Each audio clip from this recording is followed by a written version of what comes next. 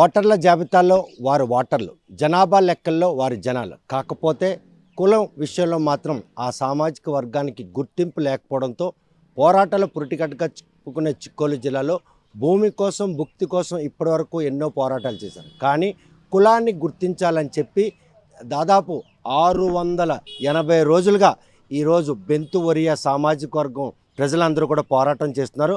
అలుపెరగకుండా చేస్తున్నటువంటి ఈ పోరాటానికి కనీసం ప్రభుత్వ పరంగా కానీ ఒక హామీ కూడా లభించడం లేదు.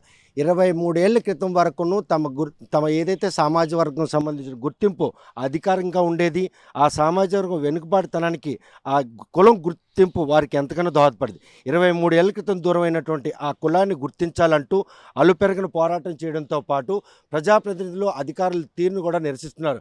రిలే దీక్షలు చేపడుతున్నా కూడా ఇప్పటికి కూడా ఏ ఒక్కరూ వచ్చి వారి కష్టం ఏంటి అని అడిగి తెలుసుకునే నాదులు లేనటువంటి దుస్థితిలో జీవనం సాగిస్తూ రిలే నిరాహార దీక్ష బెంతు ఒరియా సామాజిక వర్గానికి సంబంధించిన ప్రతినిధులు ఇక్కడ ఉన్నారు.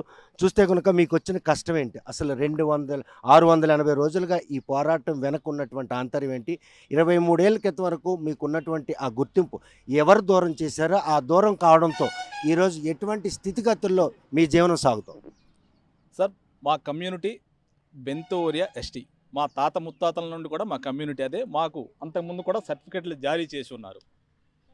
అలాగే 1973 నుంచి 76, 1981 నుంచి 1988, 1999 నుంచి 2003 వరకు ప్రభుత్వ నిబంధనల మేరకు శ్రీ రెవెన్యూ డివిజనల్ అధికారి టెక్కలి వారు బెంతు ఒరియా కుల ధృవీకరణ పత్రములు మంజూరు చేసి ఉన్నారని స్వయాన ఆర్టీ యాక్ట్లో టెక్కల ఆర్డీఓ వారే సర్టిఫికెట్లు ఇచ్చున్నామని రిప్లై కూడా ఇచ్చున్నారు సార్, నివేదిక ఇచ్చున్నారు. ఈ ప్రాంతంలో బెంతు ఒరియాలు ఉన్నారు అని AP tribal welfare department secretariat వాళ్ళు కూడాను, హైదరాబాద్ వాళ్ళు కూడాను 2015లో నివేదిక ఇచ్చున్నారు. ఏమాత్రం జనాభా ఉంటారు వీళ్ళు ప్రాంతం అంటే ఎస్టీ అని అనేసరికి ఏజెన్సీ ఏరియా కనెక్టివిటీ ఉంటారు. మైదాన ప్రాంతంలో ఉండడం మీరు చేసుకున్నటువంటి పాపమా? మాది ఇక్కడ తలతంపర, కుక్కిలిపుట్టుగా, మాణిక్యపురం, బల్లిపుట్టుగా, వరక, కుశంపురం ఇవన్నీ కూడాను మాడా క్లస్టర్స్లో మా విలేజెస్ ఉన్నాయి sir. Modified approach development area కింద మాడా పాకెట్స్లో మా విలేజెస్ ఉన్నాయి. మేము ప్లెయిన్ ఏరియాస్లో ఉన్నాము, నాన్ షెడ్యూల్డ్ ఏరియాస్లో. కానీ మీకు ఆ గుర్తింపును దూరం చేయడానికి ఏ అంశాన్ని ప్రాతిపదిక తీసుకున్నారు ఈరోజు? రెవెన్యూ డిపార్ట్మెంట్ రాస్తున్నటువంటి తప్పుడు నివేదికలు సార్. వడ్డీ క్యాస్ట్ అంటున్నారు, ఒరియా క్యాస్ట్ అంటున్నారు, రకరకాలుగా అంటున్నారు. అసలు వాళ్ళు మేమైతే బెంతు ఒరియాలు, మా మీద కావాలని ఈ నియోజకవర్గం ఎస్టీ రిజర్వ్డ్ అయిపోద్దని గతంలో 20 సంవత్సరాల క్రితం పాలకులు కుట్ర చేసి రెవెన్యూ అధికారుల చేత తప్పుడు నివేదికలు రాయించి ప్రభుత్వానికి పంపించి మాకు కుల ధృవీకరణ పత్రాలు లేకుండా చేశారు. కేవలం ఒక 20-25 సంవత్సరాల క్రితం ఈ నియోజకవర్గం ఎస్టీ రిజర్వ్డ్ అయిపోద్దని అప్పట్లో ఉన్న పాలకులు చేసిన కుట్రలో భాగంగా మేము ఈరోజు ఈ నరకం, ఈ శిక్ష అనుభవిస్తున్నాం. మా పిల్లలకి ఫీజు రీఎంబర్స్మెంట్ కూడా రావడం లేదు సార్. నేరుగా మేము ఎలాంటి ఇబ్బందులు పడుతున్నామంటే ఈరోజు మాకు క్యాస్ట్ కమ్యూనిటీ స్థానంలో స్టార్ వేసుకుని ఇవ్వడం వల్ల మా పిల్లలకి ఫీజు రియంబర్స్మెంట్ రావడం లేదు sir. Is unable to approve scholarship without verifying the cast status of the students అని ట్రైబల్ వెల్ఫేర్ డిపార్ట్మెంట్ డైరెక్టర్ వాళ్ళే ఇస్తున్నారు. ఈరోజు సుమారుగా మా పిల్లలకి ఫీజు రియంబర్స్మెంట్ రాక మధ్యలో చదువు ఆపేసి వాళ్ళు నానా నరక ఇబ్బంది పడుతుంది. కాలేజీల్లో ఫైన్ల చేత మా చేత ఎక్స్ట్రా డబ్బులు కట్టించుకుంటున్నారు.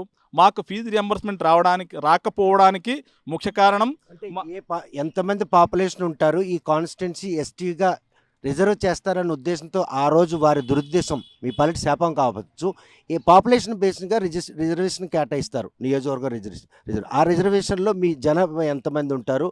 ఇప్పుడు ఉన్నటువంటి జనాభా సంఖ్య అప్పటికి ఇప్పటికి ఏమైనా వేరియేషన్ ఉందా? అప్పటికిప్పటికి జనాభా పెరిగింది సార్. సుమారుగా మేము 25,000 మంది ప్రజలు ఈ ప్రాంతంలో ఉంటాం, కవిటి, కంచిలి, ఇచ్చాపురంలో. 23 ఏళ్ల క్రితం మీ జనాభా తక్కువ ఉన్నప్పటికి కూడాను మీ జనాభాని ఎదగకుండా ఉండేందుకు మీ కుల ధృవ పత్రాన్ని మాత్రం ఈరోజు రద్దు చేసేందుకు రెవెన్యూ శాఖ అధికారులతో చేతులు కట్టిన విషయం అప్పట్లో తెలియదు. అప్పట్లో మా ప్రజలందరికీ తెలియదు. ఇప్పటిలాగా ఫోన్లు కానీ లేవు, కమ్యూనికేషన్ లేవు. అందులో మా ప్రజలు చాలా పూర్ సార్. ఇక్కడ మేము జమీందారుల దగ్గర తోటలు కాసుకొని వాళ్ళ తాలూకా ఇంట్లో పనులు చేసుకొని మేము మా ప్రజల మొత్తం కూడా జీవనం కొనసాగిస్తున్నారు. ఆ రోజుల్లో చదువుకున్న వాళ్ళు కూడా లేదు. ఈ క్యాస్ట్ ఉంటే ఈ విధంగా మాకు ప్రాఫిట్ ఉంటుంది కానీ మా ప్రజలకు తెలియదు. మాలో అన్ఎడ్యుకేటెడ్ ఎక్కువ అవ్వడం కారణం చేత మేము ఈరోజు ఈ శిక్ష అనుభవిస్తున్నాం సార్. సో ఈ శిక్షని మీకు వేసినటువంటి ఆ పాలకుల దగ్గరికి వెళ్ళి ఇప్పుడు గనక మొరపెట్టుకుంటే వాళ్ళు ఏమైనా సమాధానం చెప్పారు? ఇప్పుడు కూడాను మేము ఏ పార్టీ అధికారంలోకి వచ్చినా సరే వాళ్ళ దగ్గరికి మేము వెళ్తున్నాం. వెళ్ళిన ప్రతిసారి మమ్మల్ని అగో ముఖ్యమంత్రి దగ్గరికి తీసుకెళ్తాం, మినిస్టర్ దగ్గరికి తీసుకెళ్తాం, మీ సమస్య అయిపోతుందని చెప్పి 4 సంవత్సరాల 10 నెలలు చెప్పుకుంటూ వస్తారు సార్. 4 సంవత్సరాల 11వ నెలకు వచ్చినప్పటికీ ఎలక్షన్ కూడా అనేది వస్తుంది. తర్వాత మళ్ళీ మా గవర్నమెంటే వస్తుంది. మా గవర్నమెంట్ వచ్చిన తర్వాత మీకు న్యాయం చేస్తాము, మాకు ఓట్లు వేయండి, మేము గెలిచిన తర్వాత మీకు న్యాయం చేస్తామంటారు. మళ్ళీ సేమ్ 4 సంవత్సరాల 10 నెలలు మళ్ళీ సేమ్ డైలాగ్ చెప్తారు. మళ్ళీ ఎలక్షన్ కోడ్ వచ్చాక అరే మీ సమస్య అయిపోయిను, మళ్ళీ ఎలక్షన్ కోడ్ వచ్చేసిందని చెప్పి ఇదే సార్. మాకు 20 సంవత్సరాలుగా 4 ప్రభుత్వాలు మేము చూసుకుంటూ వస్తున్నాం సార్. కనుక ప్రస్తుతం మాత్రం 23 ఏళ్ల క్రితం వరకు కూడాను ఎస్టీల జాబితాలో ఉన్నటువంటి బెంతు ఒరియాలు మాత్రం కేవలం నియోజకవర్గం ఎక్కడ రిజర్వేషన్ అవుతుందన్న ఉద్దేశంతో అప్పటి పాలకులు మాత్రం ఈరోజు వారికి ఆ కులాన్ని దూరం చేశారు. ఈ కుల ధృవీకరణ పత్రం లేకపోవడంతో మాత్రం ప్రస్తుతం ఆ కుటుంబాలన్నీ కూడాను ఆ వెనుకబాటుతనానికే ఈరోజు పరిమితం అయ్యాయి. ఈ హార్టికల్చర్ ఎక్కువ ఉన్నటువంటి ఉద్యానం ప్రాంతంలో జమీందారుల దగ్గర తోటలు కాసుకున్నటువంటి ఒక దుర్భర జీవనం సాగించాల్సిన పరిణామాలు చోటు చేసుకోవడంతో వారు ఇలా పోరాట బాట పట్టారు. ప్రస్తుతం ఇక్కడ మరికొంతమంది ఉన్నారు. చూస్తే ఇది లేకపోవడంతో ఎటువంటి పరిస్థితులు మీరు ఎదుర్కొంటాయి? సార్ నేను డిగ్రీ వరకు చదువుకున్నాను సార్. నేను డిగ్రీ వరకు మా అమ్మ నాన్న తోట కాసి చెట్లెక్కి తీస్తే దింపులకి 10 రూపాయలు నేను ఛార్జ్ రావడానికి కూడా నడుచుకొని సైకిల్ మీద వచ్చి చదువుకున్నాను. నేను ఇంజనీరింగ్ చేయాలనుకున్నాను. మాకు ముందుకు సాగాలనుకుంటే క్యాష్ లేదు. క్యాష్ లేకపోవడంతో నేను చదివి కూడా ఉపయోగం లేదు. అంటే డిగ్రీ వరకు చదివినప్పుడు ఏ క్యాస్ట్ యూసేజ్ అయింది, ఇంజనీరింగ్కి వచ్చేసరికి క్యాస్ట్ మీకు ఎక్కడ యూసేజ్ కాలేదు, మీ క్యాస్ట్ ఎప్పుడు మీ నుండి దూరం అయిపోయింది? సార్ నేను ఇంటర్మీడియట్ 2003 నుంచి 5 వరకు చదువుకున్నాను సార్. తర్వాత డిగ్రీకి వెళ్తే అప్పుడు అంతగా క్యాస్ట్ మీద వెళ్ళి ఒక సర్టిఫికేట్ వచ్చేది. అవి ఇక్కడ లోకల్లో గవర్నమెంట్ కాలేజీలో చదువుకున్నాం. దాని పైకి వెళ్ళాలంటే డబ్బులు కావాలి, ఫీజు రింబర్స్మెంట్ ఉంటేనే కానీ చదువుకోగలను. అలాంటి లేకపోవడంతో మా చదువు అక్కడితో ఆపడం జరిగింది సార్. లేకుంటే నేను ఇంజనీరింగ్ అయ్యి ఏదో ఒక జాబ్ చేసిండు. కాకపోతే ఇప్పుడు ఊర్లో ఏదో ఒక పని చేస్తూ జీవనోపాధి సాగిస్తున్నాను. కొన్ని రోజులు ప్రైవేట్ కంపెనీలో చేస్తూ కన్స్ట్రక్షన్ ఫీల్డ్లో వెళ్ళాను, వర్క్ చేసి ఊర్లో ఇప్పుడు ప్రస్తుతానికి మ్యారేజ్ అయ్యి ఈ ఊర్లో ఇప్పుడు జీవిస్తున్నాను. కేవలం కుల ధృవీకరణ పత్రం లేకపోవడంతో ఈరోజు నీ చదువు అర్ధాంతరం ఆగిపోయి మళ్ళీ బ్రతుకు ఛిద్రమైపోయే పరిస్థితి ఉందా? అవును సార్, అదే నాలాగా ఎంతోమంది ఈ రకంగా ఉన్నారు. చాలామంది ఈ రకంగా డిగ్రీ చేసి డిప్లొమాలు చేసి టాలెంటెడ్ పర్సన్. నేనైతే కొంచెం మీడియం పర్సన్ చదువుకున్న వాళ్ళు, నాకన్నా ఇంటెలిజెంట్ పర్సన్లు ఉన్నారు. ఈ రకంగా చాలామంది బాధపడుతున్నారు. ఆ రకంగా బాధపడకూడదని ఈరోజు మేము ఇలాంటి నిరాదీక్ష చేసి ఒక కమిటీ చేసి కమిటీలో ఒక సెక్రటరీగా నేను వర్క్ చేస్తూ మేము ముందుకు సాగుతున్నాం సార్. ఇలాంటి దుస్థితి రాకూడదని మేము కోరుకున్నాం. మీ ద్వారా ఇది ప్రభుత్వానికి తెలియజేయాలని మనం చేసుకుంటున్నాం సార్. చూస్తే కనుక ప్రస్తుతం వారి నుండి దూరం చేసిన ఆ కులాన్ని మాత్రం మళ్ళీ ఆపాదించబడాలి, ధృవీకరణ పత్రం రావాలన్న ఉద్దేశంతో 25,000 మంది జనాభా ఉన్నటువంటి ఈ ప్రాంతంలో వారికి వచ్చినటువంటి ఈ సమస్యపై ప్రభుత్వాలు మాత్రం కేవలం ఎన్నికలు వచ్చినప్పుడు ఓట్లకే పరిమితం చేస్తున్నారు. కానీ వారి దీర్ఘకాలిక సమస్యను పరిష్కారం విషయంలో ఏ ఒక్కరు కూడా సహకరించకపోవడంతో ఈరోజు 680 రోజులుగా రిలే నిరాహార దీక్షలు చేస్తున్నారు. ఇంతలా వారి పోరాటం పటిష్టంగా ఉన్నప్పుడు కూడాను ప్రభుత్వాలు కానీ రెవెన్యూ అధికారులు వారి కులాన్ని ధృవీకరించేందుకు ఎందుకు తత్సారం వహిస్తున్నారు? అలా తత్సారం వహించిన వెనుక వారి బ్రతుకులు ఏమవుతున్నాయి, వారి జీవనం ఎలా సాగుతుందనే పరిస్థితులు చూస్తే కనుక ఈ పరిణామాలన్నీ కూడా చూస్తే భావితరాలకి మళ్ళీ ఆ ఫలాలు అందించాలనే ఉద్దేశంతోనే పోరాట బాట పట్టారా? అవును సార్, ఆ ఉద్దేశంతో పోరాట బాట పట్టాం. ప్రస్తుతం చెప్పాలంటే ఇప్పుడు ఉన్న విద్యార్థుల పరిస్థితి మరీ చాలా దారుణంగా తయారైంది సార్. ఎందుకంటే రీసెంట్గా 2024లో ఒక అబ్బాయికి 10th 575 మార్కులు వచ్చాయి. IIITకి సెలెక్ట్ అయిన ఒక అబ్బాయికి కేవలం క్యాస్ట్, అంటే మా క్యాస్ట్లో పుట్టడం వల్ల వాడు చేసుకున్న పాపం ఏంటో, క్యాస్ట్ అనే సర్టిఫికేట్ లేనందువల్ల వాడు ఎక్కని మెట్లు లేవు, తిరగని ఆఫీసర్ లేదు. మేమందరం కూడా కలిసికట్టుగా వెళ్ళి క్యాస్ట్ ఇష్యూ ఉంది కదా అని కోర్టు నుండి స్టే తెచ్చుకున్నాం సార్. అప్పటికి కూడా ఆ స్టేని నిరాకరించి ఆ సీట్ని కూడా ఆ అబ్బాయి కన్ఫర్మ్ చేయలేదు. అప్పటికి వేరే అధికారులు కన్సల్ట్ చేసి ఎంతో ప్రయత్నం చేస్తే లాస్ట్కి ఆ అబ్బాయి ఒక మాట అన్నాడనమాట. అంటే ఈ క్యాస్ట్లు నేను పుట్టడమే నా తప్ప, లేక నేను చదువుకొని ఎంత మార్కులు తెచ్చుకోవడం నా తప్ప. అంటే అంత ఆలోచన స్థితికి ఈ కాలం విద్యార్థులు వెళ్ళిపోతున్నారు సార్. అంటే చదువుకు కూడా మేము నోచుకోవట్లేదా, మా కష్టానికి కూడా తగిన ఫలితము ఈ క్యాస్ట్లో పుట్టడం వల్ల రావడం లేదా అనే ఒక స్థాయికి వెళ్ళిపోతుంది. దాంతోపాటు ఎంతో ఉన్నత స్థాయికి ఆలోచించి ఎన్నో ఉన్నత ఆలోచనలతో ముందుకు వెళ్తున్న విద్యార్థులందరికీ కూడా కేవలం fee reimbursement, next Vidya Deevena, Vasathi Deevena అలాంటివి ఎన్నో కూడా మా క్యాస్ట్కి ఎవరికి రావట్లేదు. తన తోటి విద్యార్థులకి ఇవన్నీ పొందడం చూసి ఆ తల్లిదండ్రులకి వాళ్ళు ఇబ్బంది పెట్టలేక, గవర్నమెంట్ నుండి వాళ్ళు ఆ సహాయాన్ని పొందలేక చాలా చాలా నరకయాతన పడుతూ ఎన్నో విద్యార్థులు చాలా మధ్యలో చదువులు ఆపేసి కాలేజీ నుండి ఇంటికి వచ్చి వేరే వేరే చిన్న చిన్న హోటల్లోపు మామూలుగా ఊర్లో ఉంటూ వ్యవసాయం చేసుకుంటూ ఎంతోమంది వాళ్ళ జీవనోపాధిని కూడా సంపాదించుకోలేకపోతున్నాము.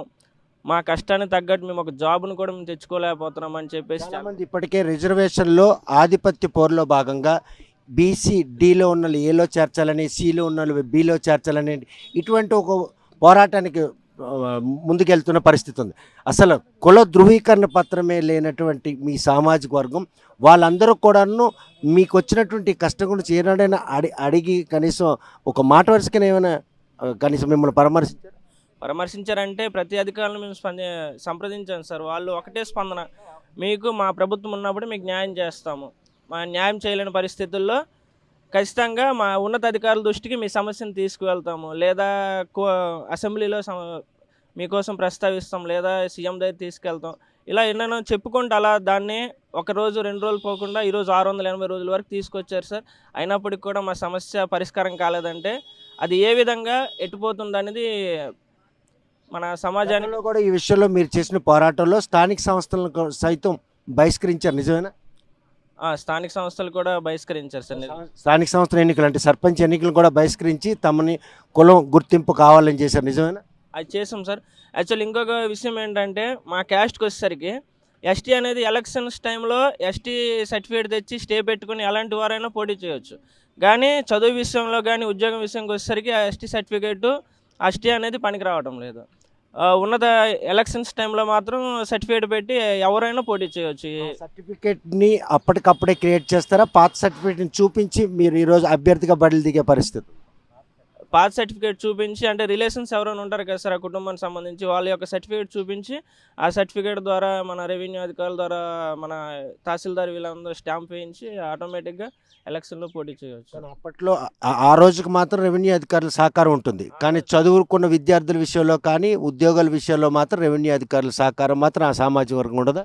ఉండట్లేదు సార్. ఎలక్షన్ టైంలో మాత్రం మీకు ఎస్టీ మీద పోటీ చేసే అవకాశం వచ్చింది, మీరు పోటీ చేయొచ్చు అని చెప్పి ఆ రోజుకి సర్టిఫికేట్ అనేది జారీ చేస్తున్నారు. కానీ చదువు విషయంలో ఒక పిల్లవాడు ఉన్నత స్థాయి చదువుకోవాలనుకుంటే ఆ సర్టిఫికేట్ మంజూరు చేయట్లేదు. అంటే మాకు ఉద్యోగాలు వచ్చేస్తాయి, మేము ఏదో పెద్ద స్థాయిలో స్థిరపడిపోతామన్న మా ఆలోచన కాదు సార్. చదువుకున్న వాడికి న్యాయం జరిగితే భావితరాలు కూడా ముందుకు వచ్చి బాగుపడతారని ఒక చిన్న ఆలోచనతో ఇన్ని రోజులైనా కూడా మేము నిర్విరామంగా అలాగే మా దీక్షను కొనసాగిస్తున్నాం. అయినప్పటికీ కూడా ఎవరు కూడా మమ్మల్ని పట్టించుకోవట్లేదు. మాయ మాటలు చెప్తున్నారు తప్ప ఏ విద్యార్థికి కూడా న్యాయం జరిగేలా అయితే మాకైతే కనిపించట్లేదు. ఈ మీడియా ద్వారా అయినా ఇప్పటికైనా మా సమస్యను అధికారుల దృష్టి తీసుకువెళ్ళి ఎన్నో సమస్యలు పరిష్కరిస్తున్న ప్రభుత్వాలు మా ఈ చిన్న సమస్యను పరిష్కరించి మాకు న్యాయం చేస్తారని మీ మీడియా మిత్రుల ద్వారా ప్రార్థించుకుంటున్నాం. కనుక 23 ఏళ్ల క్రితం దూరమైనటువంటి ఆ కుల ధృవీకరణ పత్రం ఎట్టి పరిస్థితుల్లో కూడాను తమ భావితరాల వారికి అందాలి, ప్రభుత్వం ఇచ్చినటువంటి ఆ ఫలాలు వారికి దక్కలు కావాలి. తోటి విద్యార్థులకు విద్యా దీవెన కావచ్చు, వసతి దీవెన కావచ్చు, అదేవిధంగా ఫీజు రీయింబర్స్మెంట్ ఇవన్నీ వర్తిస్తున్నా కూడాను వీరికి మాత్రం వర్తించకపోవడం తల్లిదండ్రుల్లో ఎటువంటి దిగులు నెలకొనుంది అనే విషయం ఒక తండ్రి అడిగి తెలుసుకుందాం. అసలు ఈ కుల ధృవీకరణ పత్రం లేకపోవడంతో పిల్లల్ని చదివించే దీంట్లో ప్రభుత్వే స్వచ్ఛందంగా ఈరోజు ఈ ఫీజు రియంబర్స్మెంట్ కాదు, మీ పిల్లలకి అది దక్కలయ్యే పరిస్థితి ఉందా? సార్ మా పిల్లలకి ఇంతవరకు కూడా ఫీజు రియంబర్స్ ఇవ్వలేదు. మాకు సర్టిఫికేట్లు ఉన్నప్పటికి కూడా నా కొడుక్కి సర్టిఫికేట్ ఎస్టీ కాదని అంటున్నారు. ఒకసారి కలెక్టర్ గారికి కూడా మాకు స్థానిక ఎలక్షన్లోటి ఒకసారి సర్పంచ్ గారికి కొంచెం ఎన్నుకోవడం వల్ల మాకు సర్టిఫికేట్లు చెల్లుతాయా లేదని, ఎస్టీ ద్వారా ఎంపీటీసీలు కూడా చెల్లుతాయా లేదని ఒకసారి కలెక్టర్ గారికి వెళ్ళాం మేము. కలెక్టర్ గారు ఏంటి చెప్పారంటే మీకు ఉన్న పాత సర్టిఫికేట్లు చెల్లుబాటు అవుతాయి అని చెప్పారు. అయినా సరే మాకు స్థానికంగా ఎంఆర్ఓ కానీ నడువు కానీ మాకు క్యాస్ట్ సర్టిఫికేట్లు ఇవ్వడం లేదు. మరి మా పిల్లలు కూడా ఫీజు రియంబర్స్మెంట్ కానీ నడువు కూడా ఇవ్వడం లేదు. సో అలాంటి పరిస్థితుల్లో ఆర్థిక లేమితో కొట్టుమిట్టాడుతున్న పిల్లల చదువులను కొనసాగిస్తున్నారా, లేకపోతే కొనసాగించాలనే ఉద్దేశంతో అప్పుల పాలవుతున్నారు? సర్వే పిల్లలకి చదువు కొనసాగించాలని మేము అక్కడ అప్పులు చేసుకొని మేము కూడా కూలి పనులకు వెళ్ళుకొని పిల్లలకి చదివిస్తున్నాం సార్. సో ఇటువంటి పరిస్థితి మళ్ళీ ఇంకొకరికి రాకుండా ఉండేందుకు చేస్తున్నట్టు మీ పోరాటానికి ప్రభుత్వాలు ఏమైనా సమాధానం చెప్తున్నాయి? 680 రోజులుగా రిలే నిరాహార దీక్ష చేస్తున్నప్పుడు కూడా ఎవరైనా శిబిరానికి వచ్చి మేము ఉన్నాం అని ధైర్యం ఇచ్చారు? సార్ శిబిరానికి వస్తున్నారు సార్, శిబిరానికి ఎమ్మెల్యే గారు అశోక్ బాబు వీళ్ళందరూ వస్తున్నారు. వచ్చినా సరే మేము మాకంటే పెద్ద స్థాయిలో మాట్లాడతామని చెప్తున్నారు సార్. సో ఆ మాటలు ఎప్పుడైనా కార్యాచరణ రూపం దాల్చి ఈరోజు బెంతు ఒరియా సామాజిక వర్గానికి కుల ధృవీకరణ పత్రం ఎస్టీగా వస్తుందని ఆశగా ఉందా? సార్ వస్తుందని ఆశగా ఉన్నది, కానీ ఎమ్మెల్యే అశోక్ బాబు కూడా ఒకసారి శాసనసభలో మాట్లాడారు. అప్పటి నుంచి కూడా అతనితో నేను కలవడం కూడా జరిగింది. మరి వస్తుందని ఆశిస్తున్నాం. చూస్తే కనుక 23 ఏళ్ల క్రితం వారికి రెవెన్యూ శాఖ అధికారులు ఇచ్చినటువంటి ఏదైతే జాబితా ఉందో వారికి ఇచ్చినటువంటి క్యాస్ట్ సర్టిఫికేట్ ఇందులో మాత్రం స్పెసిఫిక్గా బెంతు ఒరియా అని కూడాను వారి తాలూగా క్యాస్ట్ కూడా అక్కడ నిర్ధారించబడింది.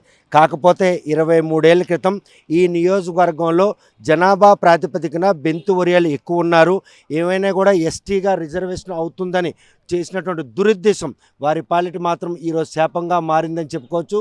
ప్రస్తుతం మాత్రం 680 రోజులుగా అలుపెరగకుండా రిలే నిరాహార దీక్ష చేస్తున్నటువంటి ఈ బెంతు ఒరియాలకు వచ్చినటువంటి ఈ కష్టం నుంచి ఎవరైనా వచ్చి గట్టెక్కించాలి, తమ పిల్లల భవిష్యత్తు కోసం తాము చేస్తున్నట్టు పోరాటంలో నిజ నిర్ధారణ కూడా చేపట్టాలి. ఎందుకంటే 23 ఏళ్ళ క్రితం వరకు వీళ్ళు మైదానం ప్రాంతంలోని ఎస్టీలుగా గుర్తించినటువంటి అప్పటి పాలకులు ఈరోజు ఎందుకు వారికి కులాన్ని గుర్తింపునివ్వట్లేదు? వారు ఓటర్ల జాబితాలో ఓటర్లుగాను జనాభా లెక్కల్లో జనాలుగానే మిగిలిపోతున్నారు, కానీ కుల ధృవీకరణకి ఎందుకు వారికి అటువంటి గుర్తింపుని ఇవ్వట్లేదని చెప్పి వారు చేస్తున్నటువంటి రిలే నిరాహార దీక్షలు మాత్రం ప్రతి ఒక్కరు కూడా సంఘీభావం తెలియజేస్తున్నారు. ప్రభుత్వాలు మాత్రం ఎన్నికలు వచ్చినప్పుడే ప్రజాప్రతినిధులు వచ్చి తమ ప్రభుత్వం కనుక అధికారంలోకి వస్తే మళ్ళీ మీ కులాన్ని మాత్రం ఎస్టీ జాబితాలో చేరుస్తామని హామీలకే పరిమితం అవుతున్నారు తప్ప వారికి మాత్రం కుల ధృవీకరణ పత్రం జారీ చేయకపోవడంతో తమ పిల్లల్ని చదివించుకునేందుకు కూడాను ఆర్థిక పరిపుష్టి లేక అప్పులు పాలయ్యే పరిణామాలు బెంతు ఒరియా కుటుంబాల్లో ఉన్నాయన్న కూడా ఎటువంటి అతిశక్తి లేదు. ఉద్దానం ప్రాంతంలో సుమారు 25,000 మంది జనాభా ఉన్నటువంటి బెంతు ఒరియాలకు వచ్చిన కష్టాన్ని కూటమి ప్రభుత్వం పరిగణలో తీసుకుంటుందా?